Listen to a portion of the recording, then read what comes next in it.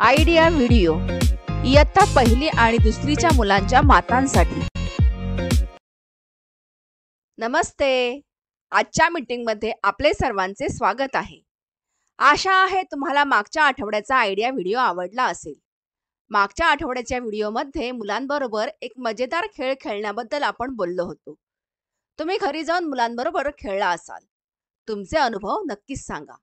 तोपर्यंत व्हिडिओ थांबवून ठेवू।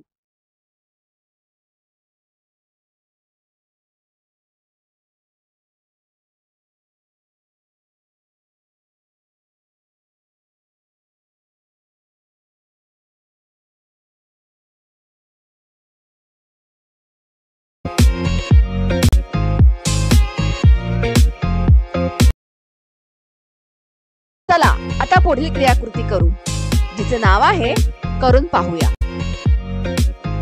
जमिनीवर 4 गोल काढा। प्रत्येक गोलामध्ये एक एक माता उभी राहील। मधल्या मोठ्या गोलात 6 दगड ठेवा। लीडर मातेने 1, 2, 3 बोलल्यावर सर्व मातांनी धावत येऊन मधल्या गोलातील दगड उचलून आपल्या गोलात आणून ठेवायचे आहेत। असे जास्तीत जास्त दगड गोळा करायचे आहेत। जी माता सर्वात जास्त दगड गोळा करेल ती विजेता असेल। हा खेळ पूर्ण होईपर्यंत व्हिडिओ इथेच थांबवून ठेवू।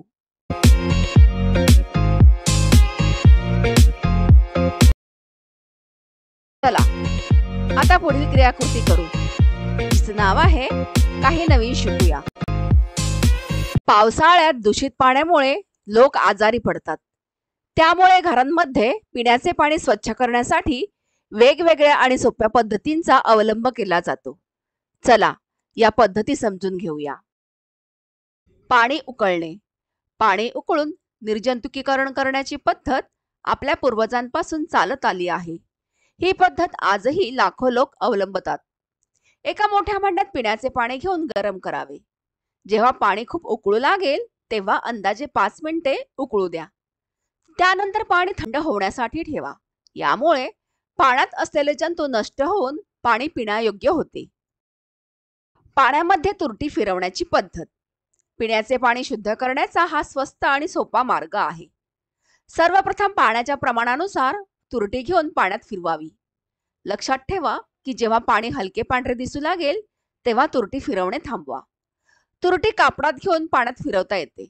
यामुळे पाण्यात असलेली घाण पात्राच्या तळाशी जाऊन पाणी पूर्णपणे स्वच्छ होईल। पाण्यात क्लोरीनच्या गोळ्यांचा वापर। पाणी स्वच्छ करण्यासाठी क्लोरीन गोळ्यांचा वापर केला जातो। सहसा घरात येणारे पाणी क्लोरीनने स्वच्छ केले जाते। बाजारात क्लोरीनच्या गोळ्या पाणी स्वच्छ करण्यासाठी वापरल्या जातात।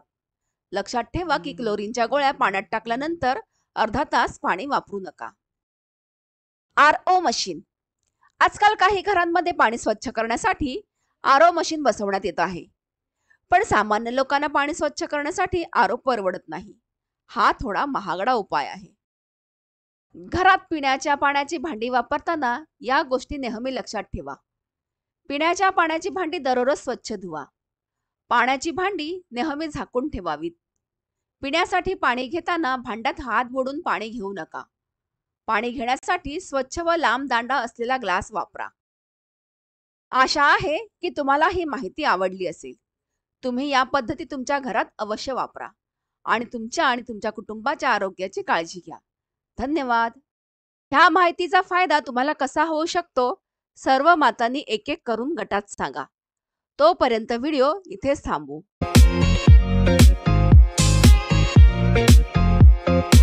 चला आता पुढील क्रियाकृती करू, जिचे नाव आहे घरी जाऊन मुलांकडून करून घेऊया।